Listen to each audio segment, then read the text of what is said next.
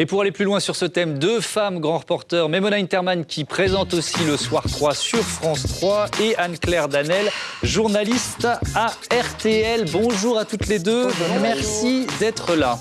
Hommes-femmes, il n'y a pas de différence, nous sommes tous journalistes, c'est ce que dit Isabelle Lasserre, qui est journaliste au Figaro dans ce reportage de Gabriel Bonnelier. Est-ce que vous êtes d'accord, Maimona Interman? Je pense qu'il y a une différence homme-femme.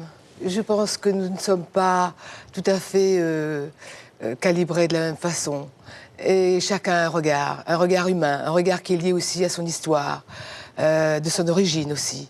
Et la chose sur laquelle je serais d'accord, c'est qu'il n'y a pas de concurrence pour moi entre garçons et filles. Et on se complète. Ce qu'on oublie souvent, trop souvent de dire, c'est que, en fait, les filles que l'on voit à l'image ne sont pas seules et qu'il y a des garçons qui sont dans l'ombre. Le caméraman, le preneur de son, le monteur, et qu'au total, ce sont des reporters aussi. Ça, c'est vrai en télévision, en radio, c'est vrai aussi? Pour le coup, moi, je suis seule et je pense que peut-être je fais partie de la première génération où le grand reporter a un peu moins de sexe qu'avant, parce que j'ai l'impression que, pour nous, en tout cas en radio, qui sommes seuls, il y a des bons et des mauvais reporters, il y a des reporters qui sont là au bon endroit au bon moment et d'autres. Et là, est-ce que le sexe joue? C'est pas aussi sûr. Si on parle des différences, on va essayer d'être assez concret. Le fait d'être une femme vous a-t-il parfois avantagé? Par exemple, porter le voile ou la burqa dans certains pays musulmans, c'est une obligation. Avez-vous eu parfois le sentiment que c'était aussi un avantage, Maimona? Alors, en Afghanistan, j'ai compris tout de suite qu'il valait mieux faire profil bas, être passe-muraille et porter, pas la burqa, mais vraiment une tenue islamique complète. Je suis chez eux et je respecte leurs lois, je ne veux offusquer personne et je ne veux pas mettre mon équipe en danger. Et j'ai vu la même chose en Irak, notamment dans les villes chiites, les villes religieuses, à Nadjaf et Karbala. C'était un vrai sauna, parce que j'avais des gants noirs, j'avais le voile qui allait jusque-là. Et d'ailleurs, il y a quelqu'un de la police religieuse qui a fait remarquer au chauffeur, pas à moi je suis moins qu'un chameau, il a dit il faut qu'elle mette bien son voile. Et là, j'ai mis le voile. Et c'est vrai que je suais, je transpirais, mais jusqu'aux orteils. Mais puisque c'est la règle du jeu, alors je le fais. Je suis fille de musulmans. Mon père venait de l'Inde. J'étais à l'école coranique jusqu'à l'âge de 8 ans. Ensuite à l'église catholique. Alors, je sais ce qu'il faut faire, je le fais. Et Dorothée Olieri, qui est grand reporter à France 2, dans le reportage, disait que ça peut être un avantage, ça peut permettre, quand on retire le voile, de créer un lien particulier. Vous l'avez vécu, ça? Mais même clairement, sous le voile, par exemple, à Kaboul, c'est clair que déjà, même avec un voile, on crée l'événement quand on sort femme blanche, quand on sort en plus un micro, qu'on est toute seule. Voilà, il y a 50 paires d'hommes uniquement, parce que les femmes en burqa passent leur chemin autour de vous. Mais comme on est femme, c'est d'abord de la curiosité, pas encore de la séduction, parce qu'évidemment, on est en Afghanistan. Une solidarité entre femmes, quand même. Voilà, mais c'est pas de l'hostilité comme ça pourrait être entre deux hommes. Donc là, c'est un avantage d'être une femme, même avec le voile sur les cheveux. Alors, j'aimerais qu'on parle de la peur, du risque, de votre rapport à ces deux sentiments. Et on va s'appuyer sur un extrait du reportage qui sera diffusé sur Teva le 15 mai, un reportage d'Alexandra Jousset. Vous arrivez à Bombay. Après quelques galères, on va faire court. Les terroristes sont toujours retranchés dans l'hôtel Taj Mahal. Et Anne-Claire Danel, voilà comment vous réagissez quand les détonations commencent autour de vous. Après 24 heures de voyage, Anne-Claire arrive enfin devant l'hôtel où les combats continuent. Bon là, on vient d'entendre une petite explosion.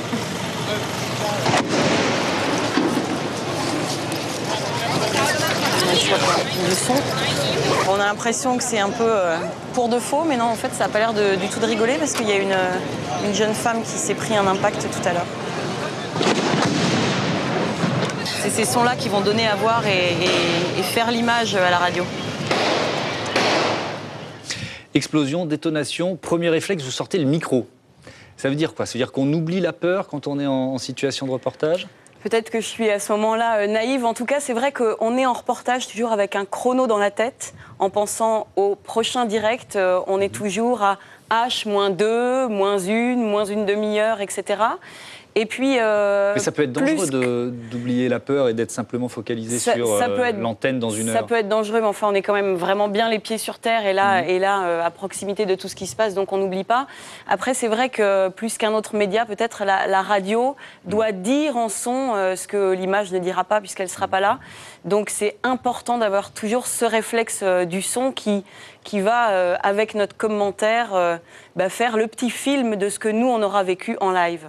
Mais Mona Interman, dans ce livre que vous venez de publier et que vous écrivez avec votre compagnon...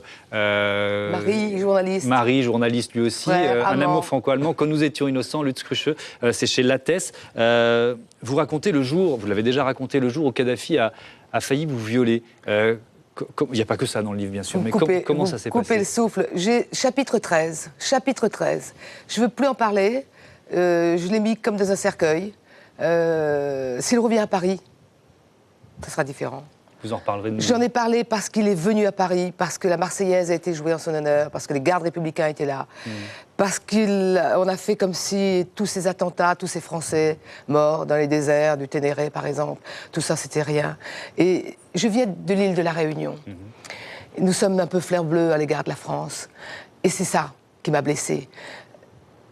Pendant 18 ans, je n'ai pas parlé. Mes enfants le savaient, mon mari le savait, bien sûr. Et lorsque j'ai su qu'il venait à Paris, j'étais à Moscou pour les élections. Je pensais que mon mari s'était trompé, que l'autre s'était trompé. Et puis, les médias m'ont demandé de témoigner. J'ai demandé l'autorisation à mes enfants. Je ne veux pas qu'ils soient gênés, qu'ils aient honte, d'une façon ou d'une autre. Parfois, les victimes ont honte. Et à mon mari, ils m'ont dit, allez-y. Alors, c'est vrai que pendant une semaine, j'en ai parlé. C'est une sorte d'accident du travail. Quand vous êtes face à un chef d'État qui vous regarde dans l'embrasure d'une porte et qui vous dit, après avoir tenté de vous projeter sur le lit, avec l'interprète qui s'est sauvé aux toilettes, je l'ai vu après, « I kill you, I send somebody to kill you ». Et c'est Kadhafi, vous dites... j'enverrai quelqu'un pour vous tuer. Vous dites, mais vous êtes dans un cauchemar. Vous avez l'impression de le connaître puisque vous le voyez à la télé et que c'est la guerre autour et que votre pays est en guerre avec lui. Et je me suis dit, qu'est-ce que je fais? Mes enfants étaient petits, ils avaient 5 ans et 3 ans. Alors je fermais mon bec, oui. Mais maintenant, ils sont grands. Et j'en ai parlé. Et le reste, allez le voir. Chapitre 13. Chapitre 13 dans le livre, vous parlez de vos enfants. Et sur cette question, je voudrais qu'on écoute tous ensemble. Ce qu'on dit, Alexia Laroche-Joubert, elle est productrice, elle est animatrice aujourd'hui, on la connaît bien. Sa mère, Martine, fut l'une des pionnières du grand reportage. Voilà comment elle ressentait, petite fille, sa maman à l'étranger. Moi, je me rappelle à Beyrouth, comme ça, elle m'avait appelée, elle était dans une cave à Beyrouth, et j'entendais les bombardements au Liban, et elle me disait, bon, alors, t'as eu quelle note? Ah, t'as bien travaillé, donc tu veux toujours ta salopette? Et donc, elle me récompensait avec une salopette. Je voulais absolument une salopette. Et donc, c'était surréaliste d'avoir des conversations qui sont au final des conversations quotidiennes d'un enfant classique, avec une mère qui est sous les bombes à Beyrouth. Et ça rend quand même fondamentalement votre vie assez palpitante. C'est-à-dire qu'à travers votre mère, vous vivez quand même une vie très différente de la plupart des enfants. Et j'ai toujours dit, dans la cour de récréation, c'est plus sympa de raconter que votre mère est à Beyrouth, en Russie, à Haïti, sous les bombes, qu'elle a été plus ou moins kidnappée, que de dire, ah ben voilà, hier soir, ouais, elle m'a fait une bonne tarte. Et Martine Laroche-Joubert faisait certainement merveilleusement les tartes. Vous avez déjà culpabilisé au moment de partir en reportage ou pendant un reportage? Bien sûr, mais comment faire autrement? Le nombre de fois où, en partant, Élodie en particulier tombait systématiquement malade. Ou alors, elle avait des poux ce jour-là. Donc c'était les voisines qui s'occupaient d'Élodie. Julien était un peu plus solide, un peu plus renfermé. Mais il est arrivé, en effet, que je me dise, mon Dieu, est-ce que je dois partir? Est-ce que je peux partir? Je lui ai posé la question. J'ai posé la question à mes enfants. Et les deux m'ont dit, mais non, quand tu étais avec nous, c'était bien, tu t'es bien occupée de nous, maman. Aujourd'hui, avec le recul, je ne sais pas. Vous savez, à 50 ans, je ne crois pas qu'on ferait les mêmes choix qu'à 30 ans. Je ne suis pas sûre du tout qu'aujourd'hui, je partirai en laissant mes enfants. Je ne crois pas du tout, d'ailleurs. Allez, on va terminer avec Anne-Claire. Vous n'avez pas encore d'enfant? Je n'ai pas encore d'enfant. Est-ce que ça va changer quelque chose? Vous y avez pensé forcément? Je pense que ça va changer quelque chose parce que, mais Mona, quand on a 2 heures pour aller à l'autre bout de la ville chercher son matériel satellite, décrocher un visa, éventuellement passer prendre une brosse à dents à la maison, comment vous faites pour préparer le biberon, appeler la nounou, etc. Moi, je pense que, enfin, à mon stade, ça me paraît impossible, mais il paraît qu'il existe des maris géniaux. Mais n'oublie pas que avoir des enfants, c'est quand même beaucoup plus important que de partir en reportage. Exactement. C'est quand Mais même alors ce du qu'il y a de coup, plus beau. est-ce que c'est pas plus important d'être là un peu pour eux? Moi, franchement, j'ai pas du tout d'avis encore sur la question. Mais Je faire m'en les deux sens ensemble, c'est incapable dur. et je suis assez admirative. Bon, ben voilà, C'est il sympa. y a beaucoup de femmes qui ont réussi à faire les deux ensemble. Merci.